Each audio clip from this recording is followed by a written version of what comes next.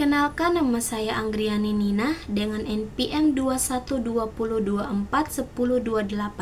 Saya akan menjelaskan pengertian metabolisme lemak dan jenis-jenis lemak. Yang pertama ada pengertian metabolisme lemak. Metabolisme lemak atau lipid adalah proses yang melibatkan pencernaan, penyerapan, penyimpanan, dan penggunaan lemak dalam tubuh. Proses ini sangat penting karena lemak merupakan sumber energi utama dan juga berperan dalam berbagai fungsi tubuh seperti pembentukan sel, hormon, dan penyaluran vitamin yang larut dalam lemak. Tubuh kita memetabolisme berbagai jenis lemak, terutama yang dikonsumsi melalui makanan dan yang disimpan sebagai cadangan energi. Berikut saya akan menjelaskan jenis-jenis lemak utama yang dimetabolisme oleh tubuh kita. Yang pertama ada trigliserida. Ini adalah bentuk utama penyimpanan lemak dalam tubuh. Trigliserida dipecah menjadi gliserol dan asam lemak bebas melalui proses lipolisis sebelum dimetabolisme lebih lanjut. Yang kedua ada asam lemak jenuh. Ditemukan dalam makanan hewani dan beberapa minyak nabati. Dimetabolisme melalui oksidasi untuk menghasilkan energi. Yang ketiga ada asam lemak tak jenuh tunggal atau MUFA. Ditemukan dalam minyak zaitun, alpukat, dan kacang-kacangan, berperan dalam menurunkan kadar kolesterol LDL dan meningkatkan kadar kolesterol HDL. Dimetabolisme melalui jalur yang serupa dengan asam lemak jenuh. Yang keempat ada asam lemak tak jenuh ganda atau PUFA. Nah, asam lemak tak jenuh ganda ini termasuk omega 3 dan omega 6. Biasanya ditemukan dalam berbagai sumber makanan seperti ikan berlemak, biji-bijian, dan kacang-kacangan. Omega 3 dan omega 6 ini memiliki peran penting dalam kesehatan, tetapi metabolisme dan efeknya pada tubuh itu berbeda.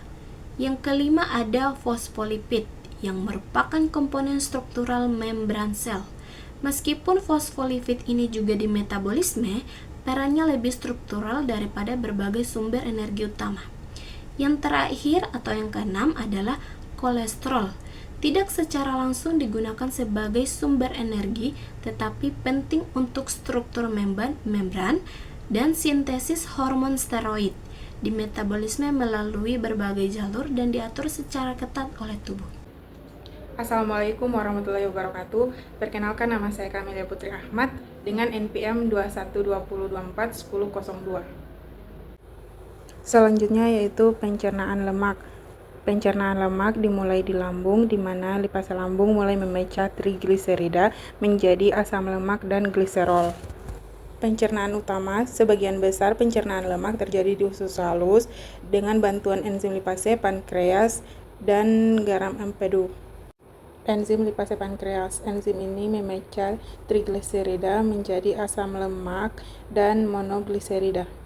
Garam empedu membantu mengemulsi lemak sehingga memudahkan enzim lipase bekerja. Selanjutnya penyerapan lemak. Asam lemak dan monogliserida yang dihasilkan dari pencernaan diserap melalui mukosa usus. Asam lemak rantai pendek diserap langsung dalam pembuluh darah kapiler. Asam lemak rantai panjang dan monogliserida membentuk mikrel yang kemudian diserap oleh sel-sel usus. Di dalam sel usus, asam lemak dan monogliserida disintesis kembali menjadi trigliserida. Nah, jadi di sini saya akan menjelaskan mengenai transportasi lemak, di mana trigliserida ini yang disintesis di usus akan dikemas menjadi klimikron yang kemudian akan dilepaskan ke dalam sirkulasi darah. Nah, klimikron ini akan diangkut ke jaringan lemak untuk sebagai penyimpanan atau ke jaringan lain untuk digunakan sebagai energi. Lemak juga dapat diangkut melalui lipoprotein lain seperti LDL, HDL, FLDL. Nah, untuk penyimpanan lemak sendiri, lemak akan disimpan ke dalam jaringan adiposa atau jaringan lemak sebagai trigliserida.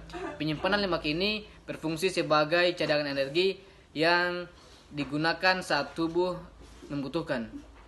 Sekian. Yang keenam, penggunaan lemak sebagai energi saat tubuh membutuhkan energi. Lemak yang disimpan dalam jaringan adiposa dipecah melalui proses lipolisis. Lipolisis memecah gliserida menjadi gliserol dan asam lemak. Gliserol dapat digunakan untuk menghasilkan glukosa melalui proses gluconeogenesis. Asam lemak dioksidasi melalui proses beta oksidasi di mitokondria menghasilkan asetil CoA. Asetil CoA kemudian dapat memasuki siklus Krebs untuk menghasilkan energi dalam bentuk ATP. Yang ketujuh, sintesis lemak.